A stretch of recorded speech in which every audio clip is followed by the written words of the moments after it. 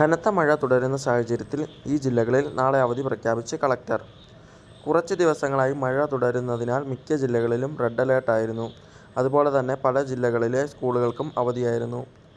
June 2 തിങ്കളാഴ്ച മുതൽ school തുറക്കുമെന്നായിരുന്നു പ്രഖ്യാപിച്ചിരുന്നത്. എന്നാൽ ഈ ജില്ലകളിലെ സ്കൂളുകൾക്ക് നാളെ അവധിയായിരിക്കും.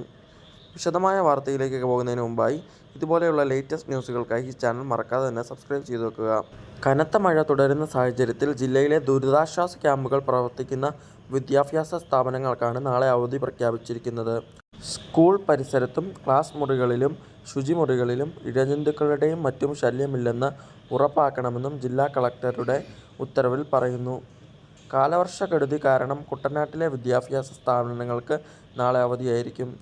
പുതിയ അധ്യയന വർഷത്തെ ആദ്യ അവധിയാണ് കുട്ടനാട്ടിൽ പ്രഖ്യാപിച്ചിരിക്കുന്നത്.